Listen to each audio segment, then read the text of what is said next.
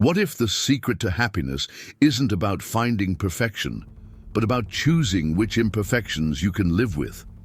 We grow up believing that the ideal is to find the perfect partner, the perfect friend, the dream job. But this blind pursuit of perfection only fuels frustration, because what we often call perfect is usually just something we haven't gotten to know well enough yet. Philosopher Alain de Botton invites us to face reality with more maturity.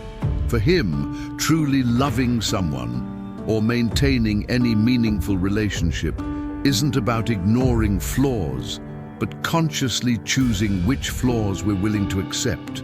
He says, the right person is not someone without flaws, but someone whose flaws you can handle. But this idea doesn't just apply to romantic relationships. It applies to everything. The friendships we keep, our family dynamics, our work environment, even the company we work for. No connection is free of flaws. And the sooner we understand that, the more real and sustainable our choices become. You don't have to force yourself to swallow what hurts you or accept the unacceptable. The point isn't to endure everything, but to honestly look at the darker side of each relationship and ask yourself, can I live with this? Because in the end, it's not about finding the right person. It's about understanding which imperfections make sense to you. And that applies to people, to life, to everything. You know that moment when something starts to bother you, but you think, well, no one's perfect. Or when time goes by and what used to be charming now feels annoying, suffocating, or even indifferent. That's when the real part of coexisting begins. Because in the beginning, the shine of something new hides the shadows. Passion, excitement, expectation, all of that works like temporary makeup. But daily life slowly takes off that makeup. And with precision, what remains is what will determine if you can stay. The most honest question anyone can ask about a relationship isn't, TT, does this make me happy? But can I live with this side of the person that probably won't change anytime soon? Alain de Botton points out that mature love, and here we can include romantic love, but also deep friendship, mutual respect among co-workers, family bonds, is born when we understand that every relationship has a cost. And it's not enough to count only what's good. You have to calculate what it demands from you too. Some people are amazing, but extremely critical. Some friends support you, but drain you emotionally. Some jobs pay well, but eat away at your mental energy. Some companies value results, but ignore employee well-being. And none of this is simple, because the good often outweighs the bad until it doesn't. And when that moment comes, that's when honesty must step in. Alain de Botton says, emotional maturity begins when we stop looking for what's right and start looking for what's bearable. Not in the sense of resigning yourself to pain, but in understanding that every person, every place, every system comes with a set of flaws, and that no relationship works without a certain dose of frustration. The balance point is this. Which imperfections can you embrace without losing yourself? Which flaws can you accept without giving up who you are? This question needs to be asked with brutal honesty, and in every area of life. In love, it might mean accepting your partner's insecurities, their emotional slowness, their different ways of showing affection. In friendship, it might mean dealing with absence, jealousy, or opinions that clash with yours. At work, it could mean accepting a heavy routine, a boss who never praises, a company that demands a lot but offers little recognition. And no, that doesn't mean we should accept anything, quite the opposite. Alain de Botton's approach is the opposite of idealization. It aids realism as the foundation for affection. It's about stopping the expectation that people will change completely or that environments will become flawless, and starting to ask, as it is, with the flaws it has, does this still make sense to me? That's a tough question because it demands two things most of us avoid: admitting that the other person may never change the way we want, and realizing that maybe we're the ones who need to move on. The truth is, in any relationship, there's an invisible line between what hurts you and what merely annoys you. And growing up means learning to recognize that line. It's understanding when a flaw is just part of the package, and when the flaw has become the whole package. Most of the frustration we feel in relationships doesn't actually come from the other person. It comes from our expectation that there'll be something they never promised to be. Alain de Botton states that love, and here we can replace love with coexistence, partnership, or any form of human connection, is above all a rational decision to continue despite what bothers us. Not as a sacrifice, but as a lucid acceptance that there is no human combination without friction. The great trap of our time is the fantasy of total compatibility.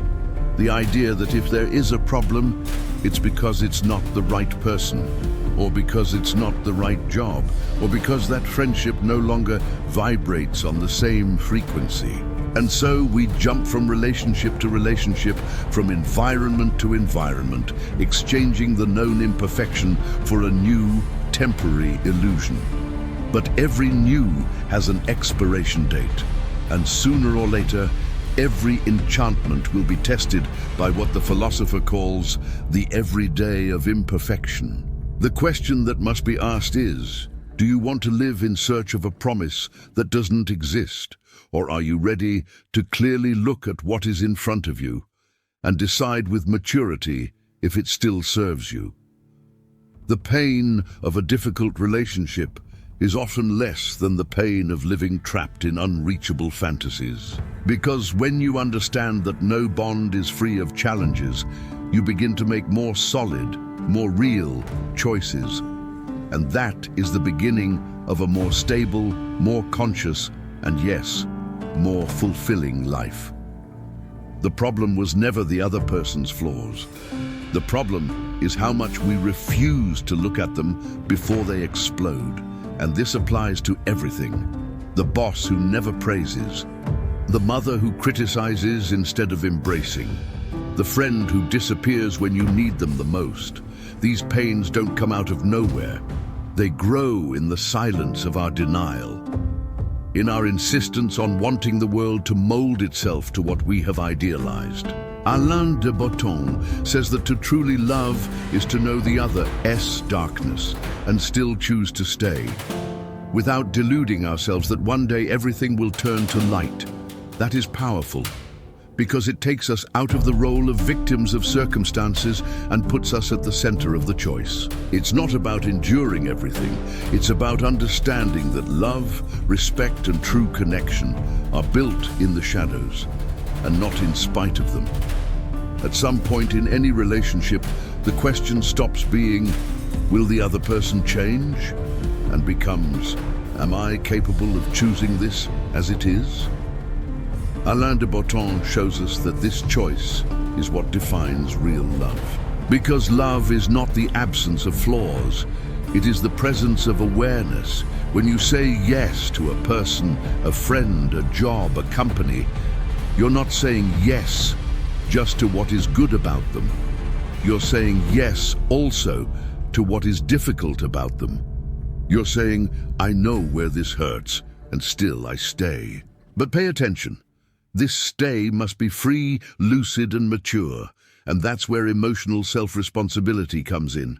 Most people don't decide to stay with awareness. They stay out of fear, attachment, neediness, or because they believe the other person will improve with time. But that's not what we're talking about here. The mature choice is not the one that expects the other person to change. It's the one that understands that maybe the other person will never change, and still chooses whether it's worth staying or leaving. This requires a type of courage that few are willing to practice, because it's much easier to outsource the blame. To say that the other person is difficult, that the environment is toxic, that the relationship is complicated. And yes, sometimes all of that is true. But what Alain de Botton proposes is a shift Look less at the other and more at yourself, at your choices, at what you're sustaining, at what you're pretending not to see, and especially at what you still call love but may just be the fear of being alone. This kind of clarity is not comfortable, but it is liberating, because it gives you back the power to choose, not the ideal, but the possible, not the perfect, but what makes sense within your emotional reality. And this shift transforms everything. It transforms how you see your partner. It transforms how you view your family. It transforms the way you interpret the silences and noise in the environment where you work. Conscious choice is one of the greatest forms of love that exists, because it says, I see you, I see your flaws, and if I stay, it's not out of illusion, it's by choice. But be careful, accepting the imperfect is not abandoning yourself. Here lies where many people get lost. They confuse maturity with passivity. They confuse tolerance with self-denial. Alain de Botton doesn't say we should accept anything. He doesn't romanticize suffering. What he proposes is that we look at reality as it is, without the filter of idealization, but also without falling into the trap of self-abandonment. There's a clear difference between choosing to live with a flaw and losing your identity, trying to adapt to what destroys you. Let's talk about real examples. You can live with a partner who has difficulty expressing emotions. If they respect you, if there is mutual effort, if there's real affection. But you should never live with someone who manipulates you, isolates you, or diminishes you. That's not imperfection, that's abuse. You can work in a demanding company if there's room for growth, recognition, and healthy boundaries. But you shouldn't spend years in a place that destroys your mental health, treats people as numbers, or makes you doubt your own worth.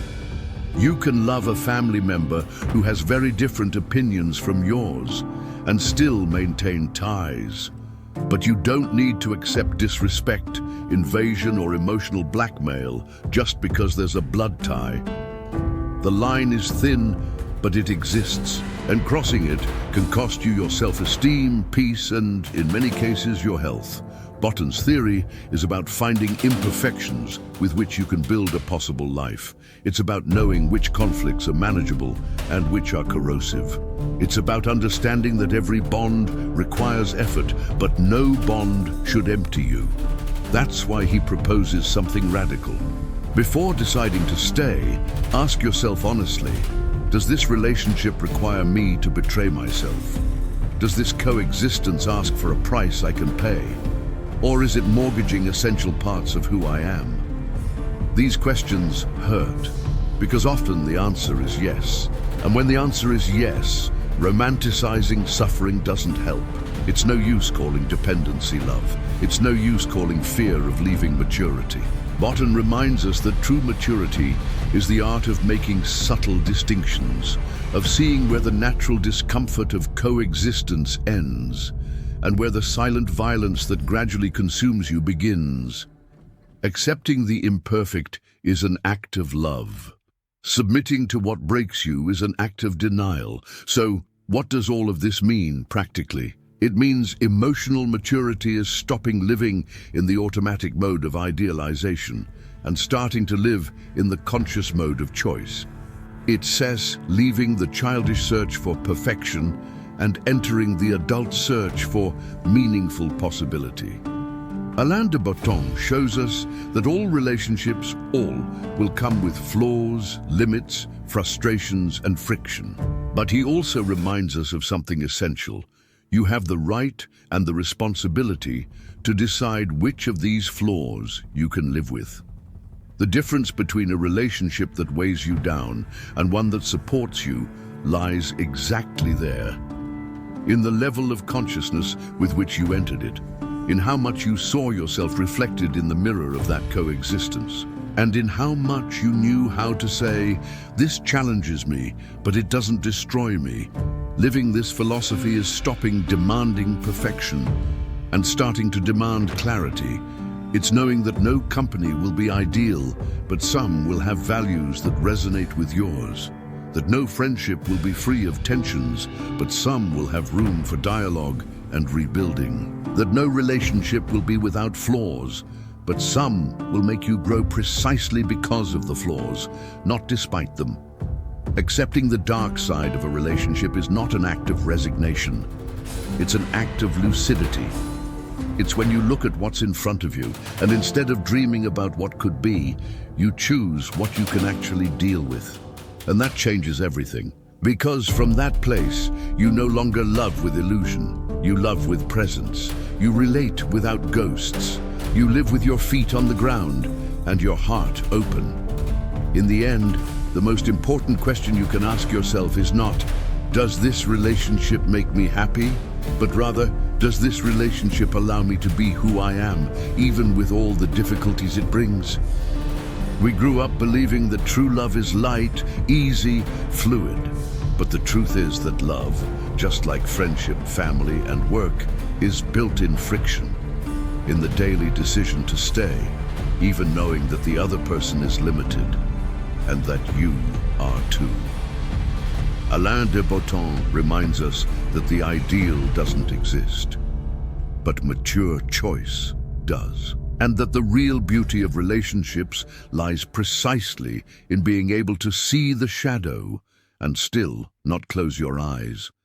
To see the other person in their entirety with everything that is difficult about them and still say, I'm willing to build something with this. Or to look honestly and say, I can live with this. And that's okay. That's love too. Self-love. That's what I wanted to leave with you today.